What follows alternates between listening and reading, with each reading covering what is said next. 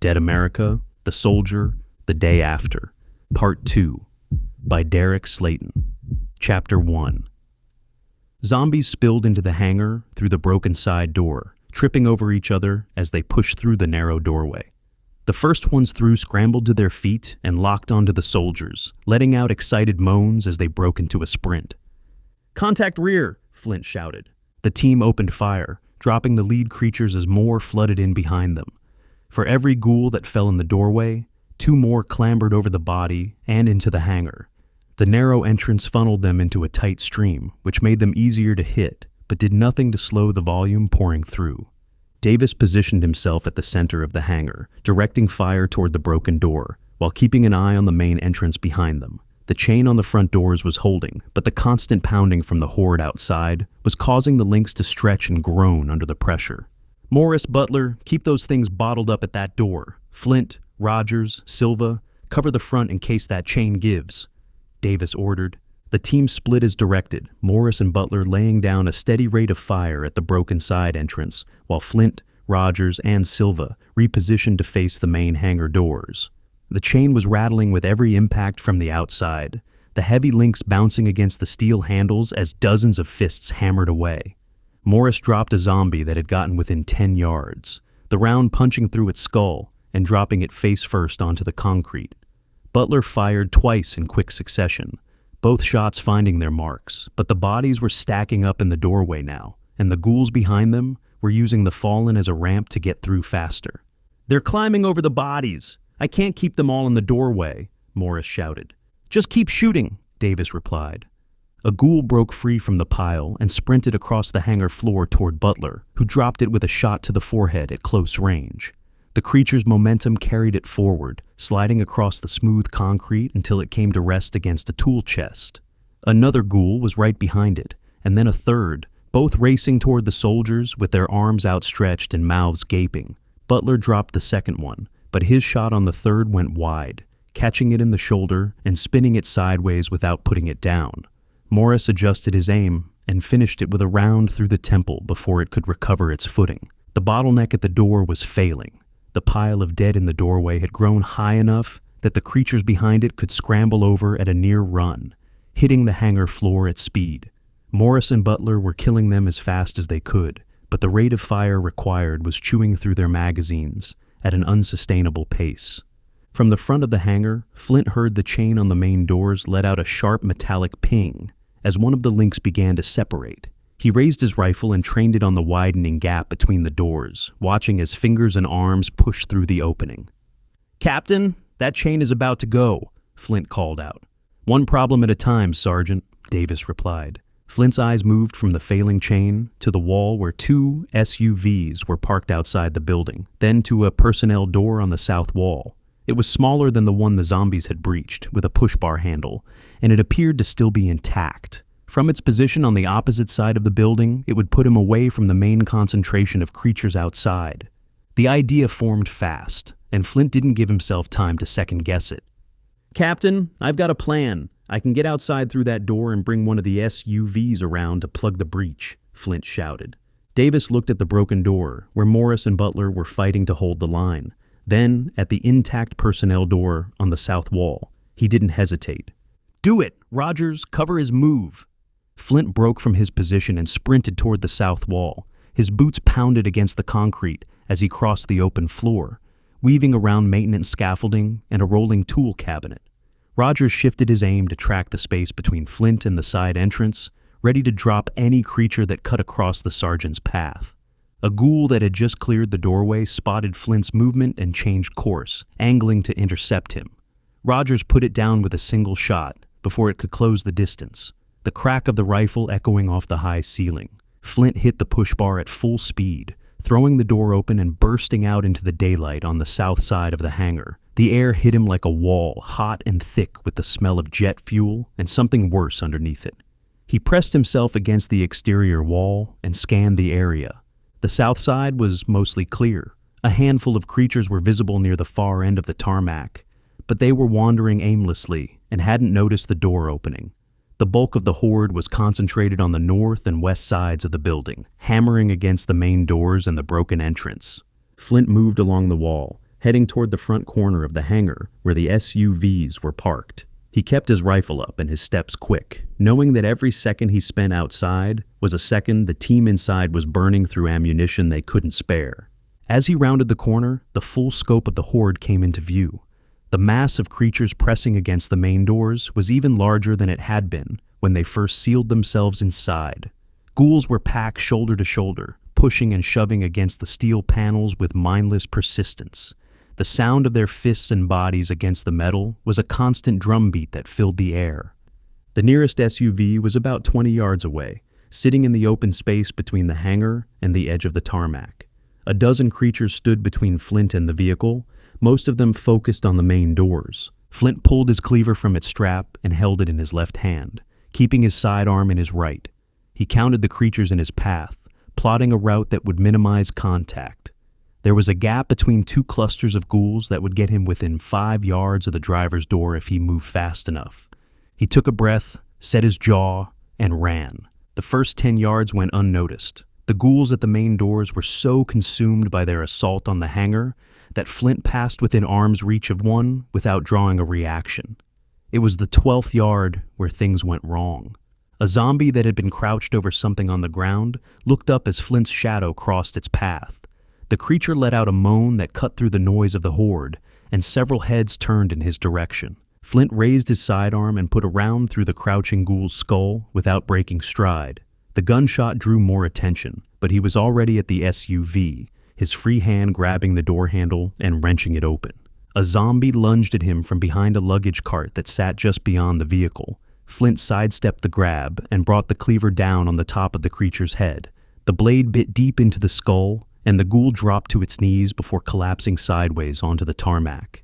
Flint had to plant his boot on the creature's shoulder to wrench the cleaver free, the blade releasing with a wet sound that turned his stomach despite everything he had already seen. He threw himself behind the wheel and slammed the door shut just as two more ghouls reached the vehicle. Their hands smacked against the driver's side window, smearing blood across the glass as their mouths pressed against the surface. Flint ignored them and turned the key. The engine fired up on the first try, and he threw the SUV into reverse. The vehicle lurched backward, knocking aside the creatures that had gathered behind it.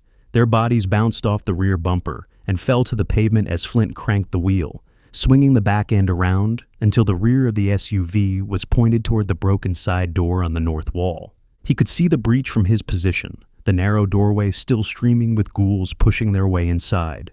Through the gap in the main doors, muzzle flashes flickered inside the hangar as the team continued to fight. Flint shifted into drive and hit the gas, pointing the SUV at the horde clustered around the main doors. The vehicle plowed into the pack, scattering creatures in every direction. Ghouls bounced off the hood and fenders, some going under the wheels with jarring impacts that shook the steering column. A body rolled up the windshield and over the roof, landing behind the vehicle with a heavy thud. He cut the wheel hard as he reached the north side of the building, swinging the SUV around and lining up the rear with the broken side door. He could see creatures still fighting to get through the entrance, their bodies silhouetted against the muzzle flashes from inside. Flint threw the vehicle into reverse and stomped on the accelerator. The SUV shot backward, the rear bumper slamming into the creatures at the door and crushing them against the frame. Metal groaned and bodies crumpled as the vehicle kept going, driving deeper into the doorway until it was wedged tight against both sides of the opening.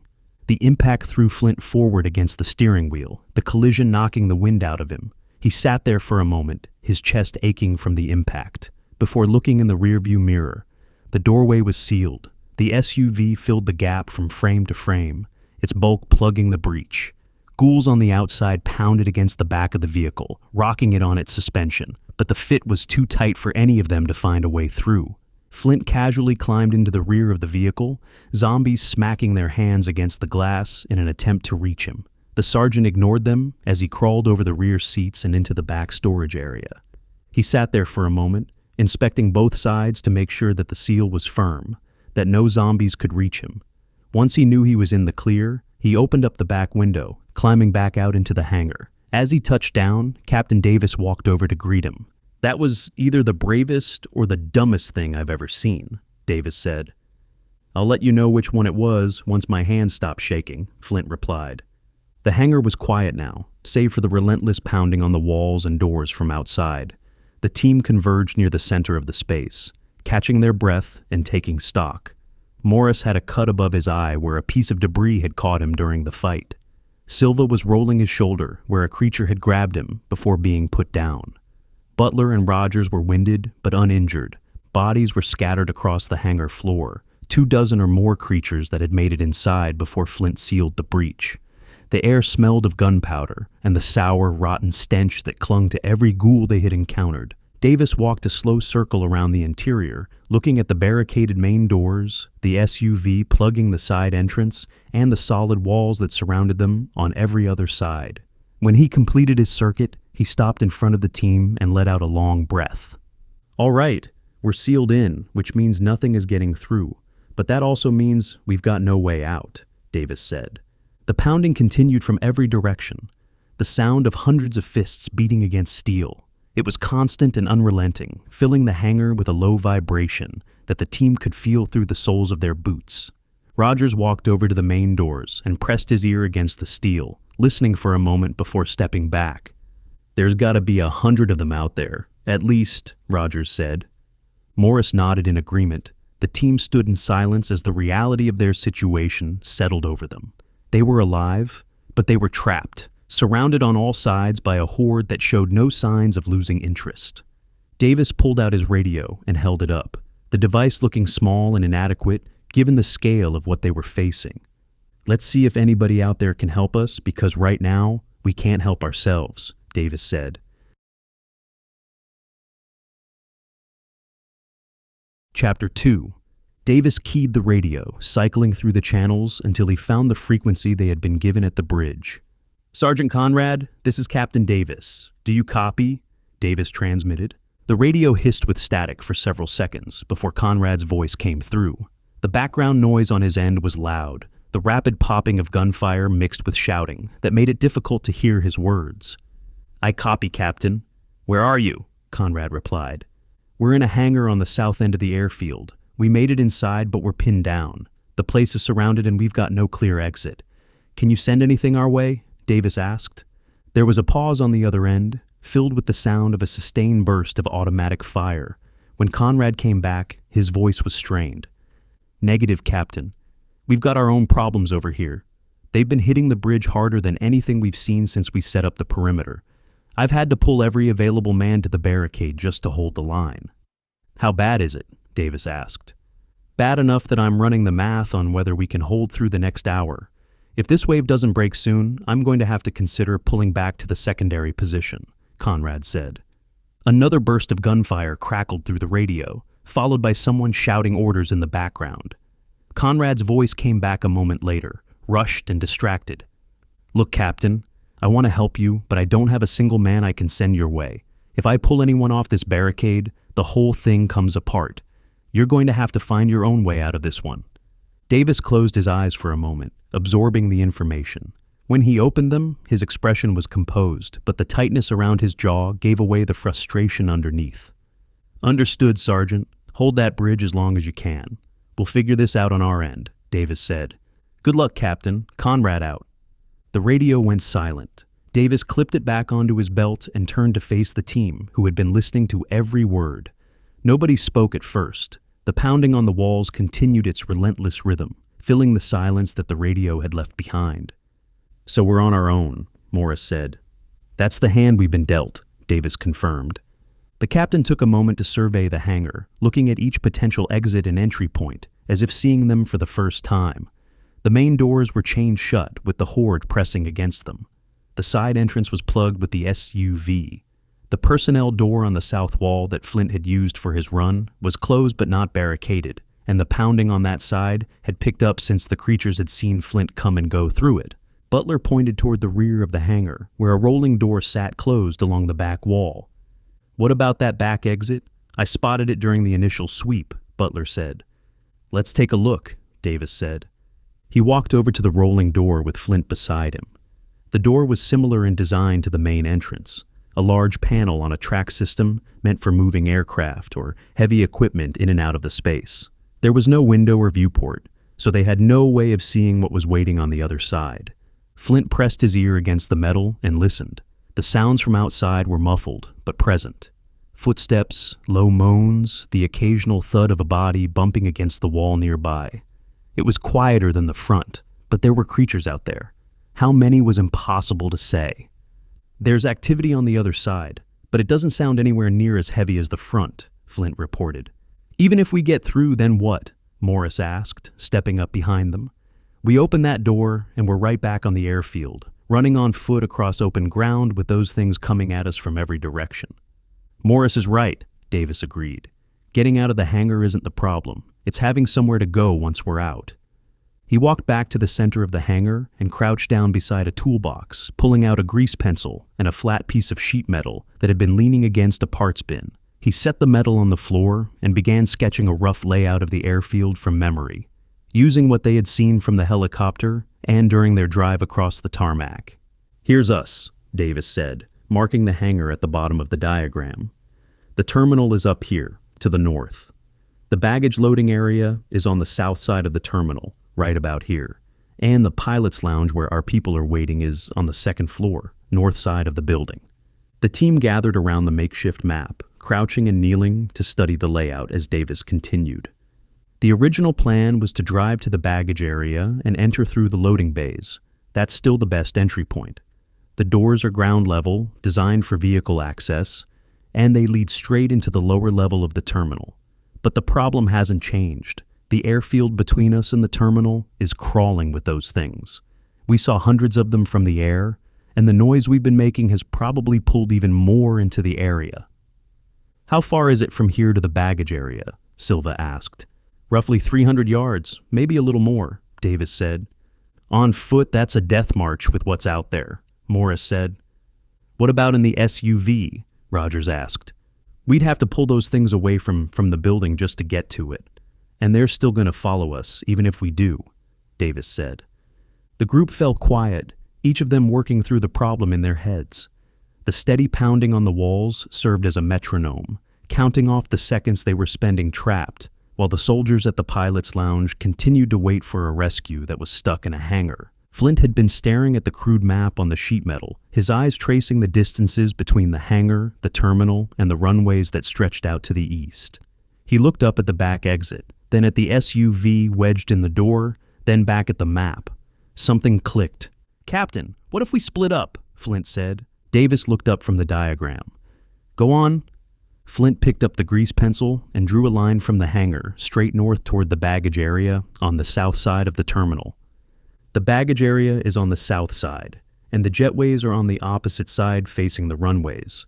There's gotta be a set of service stairs or a ramp somewhere along the outside of the terminal that goes up to jetway level. Ground crew access, Flint said.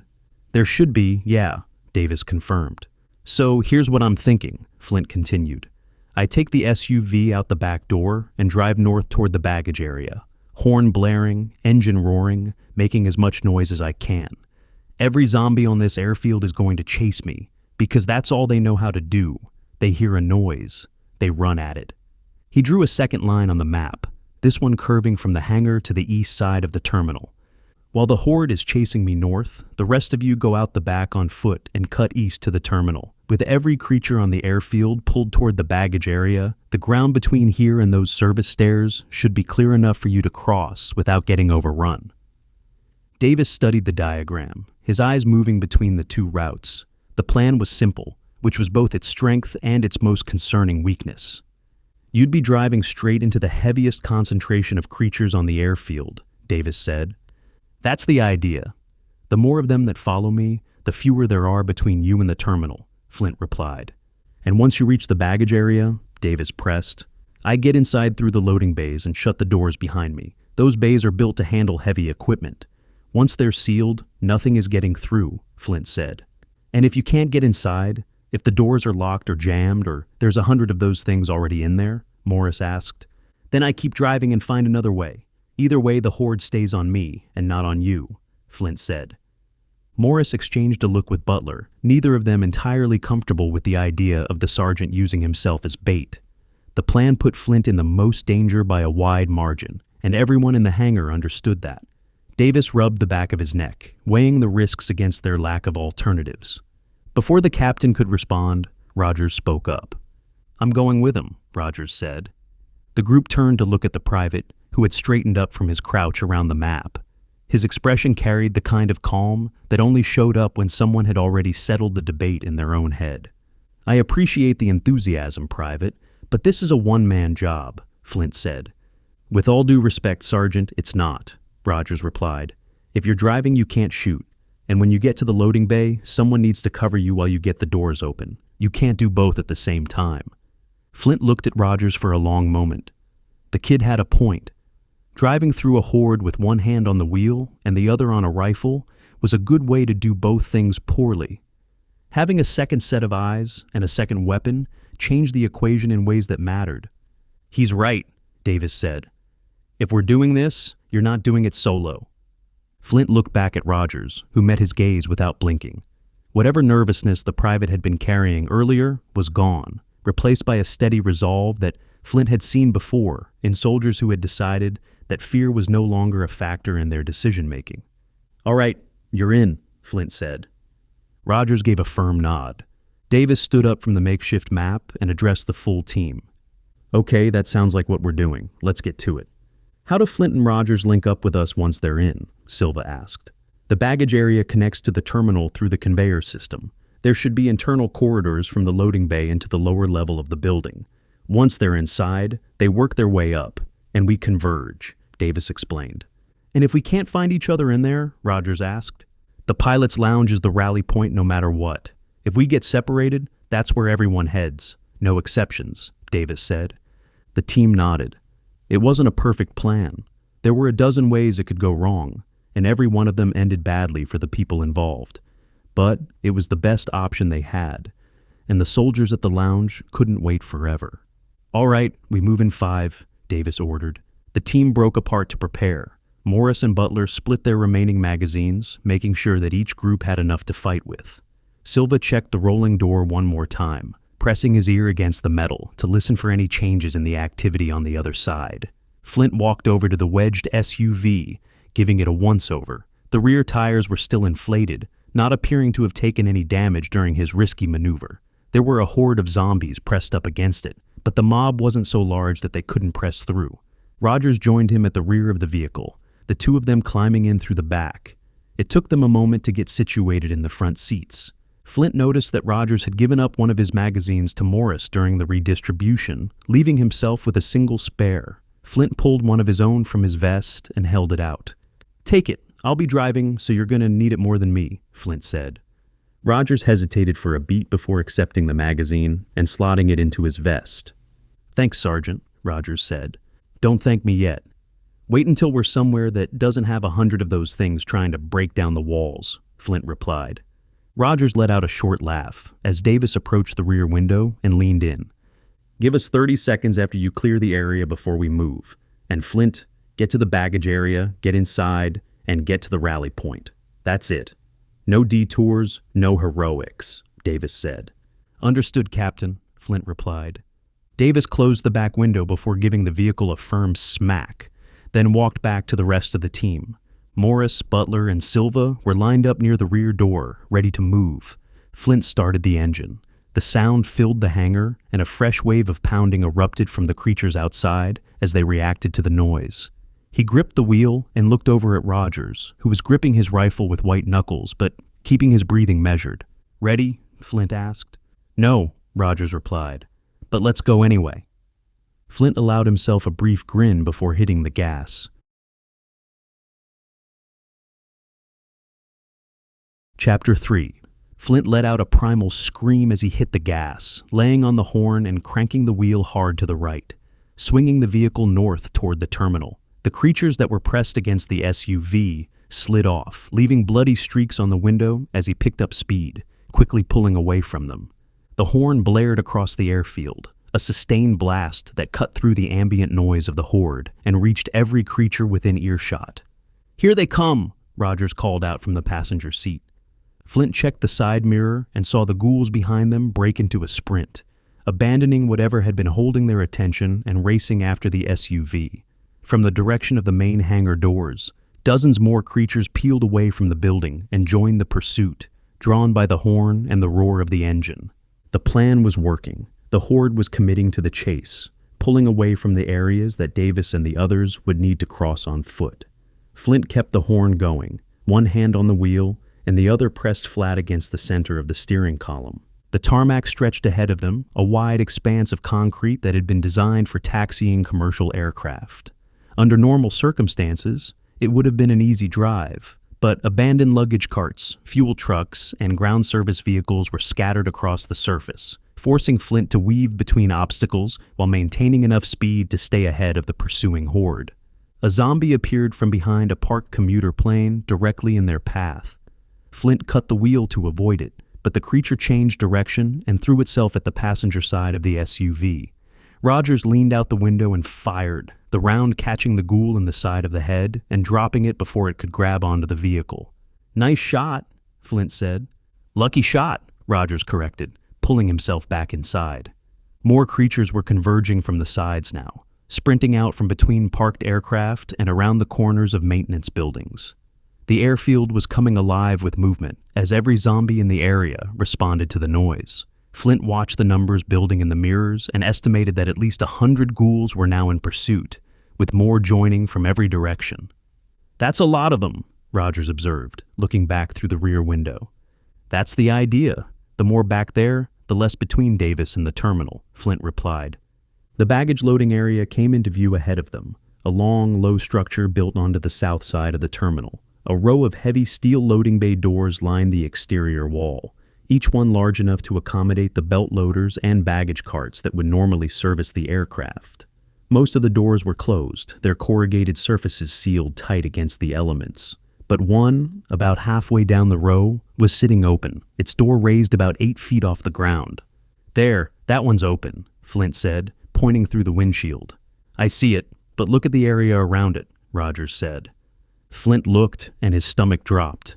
The concrete apron in front of the loading bays was not empty. Creatures were scattered across it, at least 24 that he could count. Some were wandering between abandoned baggage carts, while others were crouched over dark shapes on the ground that Flint didn't want to look at too closely. A couple more were standing at the open loading bay, their attention focused on something inside the building. "We're going to have to punch through them," Flint said. "Just get us to the door. I'll cover us," Rogers replied. Flint pointed the SUV at the open bay and pushed the accelerator to the floor. The engine roared as they closed the last 100 yards, the horn still blaring. The creatures on the apron turned toward the noise, their vacant eyes locking onto the approaching vehicle. Several of them began running to meet the SUV head-on. The first ghoul hit the front bumper at speed, the impact sending it spinning off to the side. A second one went under the wheels with a sickening crunch that jolted the vehicle upward. Flint kept his foot down, plowing through a cluster of 3 more that had converged in front of the loading bay entrance. Bodies bounced off the hood and fenders as the SUV scattered the group. Flint slammed on the brakes as they reached the open bay, the tires screeching on the concrete as the vehicle skidded to a stop just short of the building. He killed the engine and grabbed his rifle from between the seats. "Go, go, go!" Flint shouted. Both men threw open their doors and sprinted for the loading bay entrance. The opening was wide enough for them to run through side by side, and they cleared the threshold in seconds, their boots hitting the smooth interior floor at a dead run. The baggage area was a cavernous space filled with conveyor belt systems, sorting machinery, and rows of metal shelving units designed to organize luggage by a flight. The overhead lights were still on, casting the area in harsh fluorescent light that illuminated every corner of the space. Flint turned back toward the open bay door as the first of the pursuing zombies reached the entrance. The creatures poured across the apron, scrambling over the bodies that the SUV had scattered and racing toward the opening. "We need to get this door down," Flint yelled. Rogers spotted a control panel on the wall beside the bay door. He ran to it and slammed his palm against the large red button marked with a downward arrow. A motor kicked to life somewhere above them, and the heavy steel door began to descend on its track. The door moved fast, but the zombies were faster. 3 of them made it under the closing gap before it sealed, tumbling into the baggage area and scrambling to their feet. The steel panel hit the concrete floor with a resonating boom that vibrated through the building, cutting off the horde outside. Flint raised his rifle and dropped two of the three creatures in quick succession, each shot echoing through the large space. Rogers took care of the third, putting a round through its forehead as it lunged toward the control panel where he was standing. The pounding started almost instantly. Fists against the steel bay door, dozens of them, the sound reverberating through the wall. The creatures that had followed them across the tarmac had arrived in force, and they were not happy about the door being in their way. "That door is a lot heavier than the one at the hangar. It'll hold," Flint said, though he kept his eyes on it for an extra moment to be sure. Rogers nodded, catching his breath as he stepped away from the wall. Both men took a moment to steady themselves, their pulse rates coming down from the sprint and the brief firefight. Then Flint heard it, a low moan coming from deeper inside the baggage area. He snapped his rifle up and turned toward the interior of the space.